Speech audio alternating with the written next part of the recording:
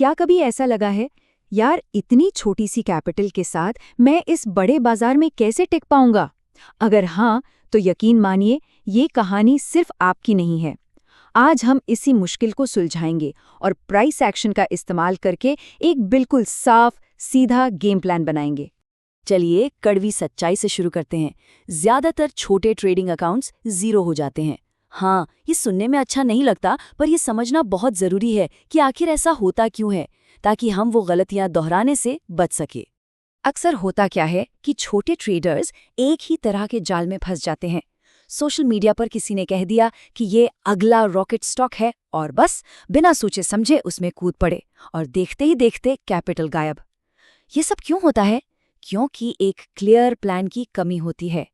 तो आज हम क्या करने वाले हैं? हमारा रोड मैप बिल्कुल साफ है। पहले हम इस जाल को समझेंगे, फिर सप्लाई और डिमांड का नक्शा बनाना सीखेंगे, उसके बाद काम के जोन्स ढूंढेंगे, एक सीधा साधा गेम प्लान बनाएंगे और आखिर में तुक्केबाजी छोड़कर प्रोबेबिलिटी का गेम खेलना सीखेंगे। तो चलिए शुरू करते हैं पहले सेक्शन से, छोटे ट्रेडर का जाल।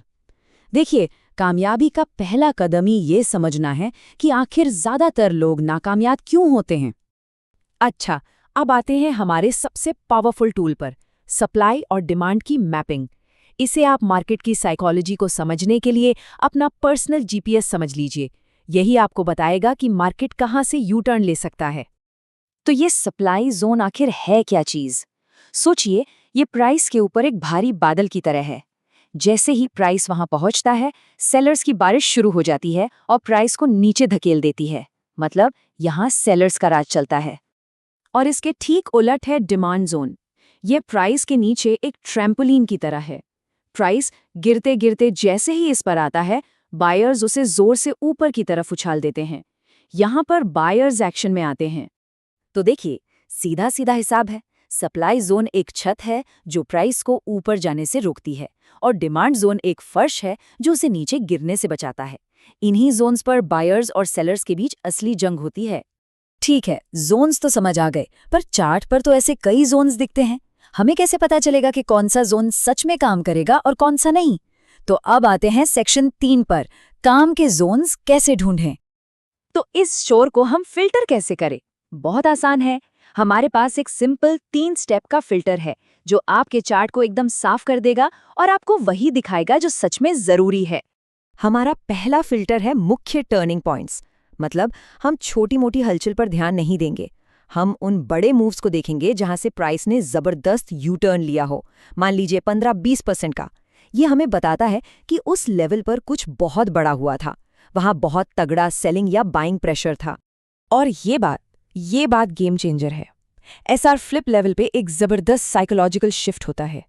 जो लोग पहले बेच रहे थे, अब वही लोग खरीदने के लिए मजबूर हो जाते हैं, और यहीं से बाजार की पूरी कहानी पलट जाती है। इसे ऐसे समझिए, जो लेवल पहले एक मजबूत दीवार थी, वो अब एक मजबूत फर्श बन गई है। ये मार्केट के सेंटिमेंट में एक बहुत बड़ा बदलाव है, क्योंकि जो सेलर्स पहले प्राइस को नीचे धकेल रहे थे, अब वो खुद फंस चुके हैं और अब उन्हें मजबूरी में खरीदना पड़ रहा है। और तीसरा फिल्टर वीकली या मंथली जैसे बड़े टाइम फ्रेम का इस्तेमाल करना। ऐसा करके हम दिन भर की छोटी मोटी उठापटक से बाहर निकलकर बड़ी पिक्चर देखते हैं। हम उन बड़े प्लेयर्स के नक्शे कदम पर चलते हैं जो असल में मार्केट को चलाते हैं। बहुत हो गई थ्योरी, अब एक्शन की बारी है। सेक्शन 4, एक step by step game plan. ये एक ऐसी सिंपल प्रोसेस है जो अब तक सीखी गई सारी चीजों को एक साथ जोड़ देगी। ये एक सिंपल 4 स्टेप का प्लान है, लेकिन इसका असली जादू सिर्फ 2 शब्दों में है, धैर्य और कन्फर्मेशन।